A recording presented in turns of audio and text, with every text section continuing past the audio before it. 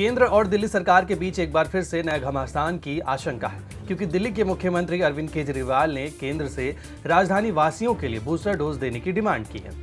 दिल्ली में हमने लगभग 99% लोगों को फर्स्ट डोज दे दी है, 70% लोगों को सेकेंड डोज दे दी है।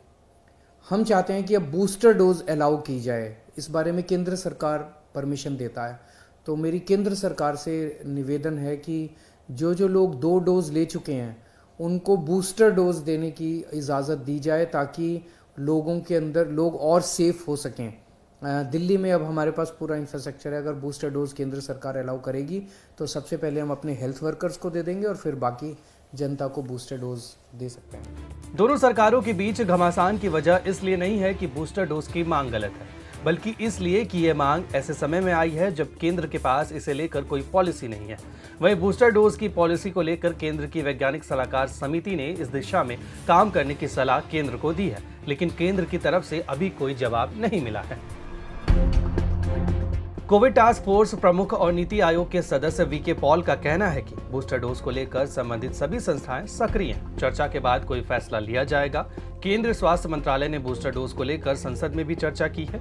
बूस्टर डोज कब दिया जाए, कौन सा डोज दिया जाए, इसको लेकर काम चल रहा है, लेकिन इससे पहले ओमिक्रॉन को लेकर और ज्यादा जानकारी इकट्ठा करने की जरूरत है। वहीं बूस्टर डोज की मांग को लेकर दिल्ली के स्वास्थ्य मंत्री के मीडिया सलाहकार रजत शर्मा का कहना है कि ऐसी कोई मांग सीएम ने नहीं की है, ये स्वास्थ्य मंत्रालय के संज्ञान में नहीं है। सेकेंड वेव में ऑक्सीजन डिमांड और सप्लाई को लेकर दिल्ली सरकार ने केंद्र को आड़े हाथों लिया था। वहीं सीएम सेकेंड वेव की पीक के वक्त कई बार ऑक्सीजन की मात्रा का ब्यौरा फेसबुक पर देकर केंद्र से हाथ जोड़कर सप्लाई बढ़ाने और राजधानी की जनता की जान बचाने के लिए गुहार लगाते हुए नजर आए।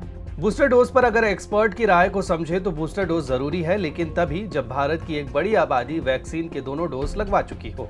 मशहूर वायरोलॉजिस्ट प्रोफेसर शाहिद जमील का कहना है कि अब तक का जो डेटा है उसे पता चलता है कि ओमिक्रॉन का संक्रमण बहुत तेजी से होता है, हालांकि इसके लक्षण बहुत माइल्ड है। अब इंडिया को यह डिसाइड करना होगा कि उसे इन्फेक्शन से प्रोटेक्शन चाहिए या डिजीज से। देश में भले ही बूस्टर डोज को लेकर कोई पॉलिसी नहीं बनी है, लेकिन डिमांड की गूंज अब सुनाई देने लगी है। वहीं नए वेरिएंट ओमिक्रॉन को लेकर तीसरी लहर की आशंका ने एक खौफ का माहौल बना दिया है। ऐसे में लोगों को इंतजार है कि बूस्टर डोज को लेकर केंद्र सरकार क्या फैसला लेती है। शेयर और डाउनलोड करें दैनिक भास्कर ऐप।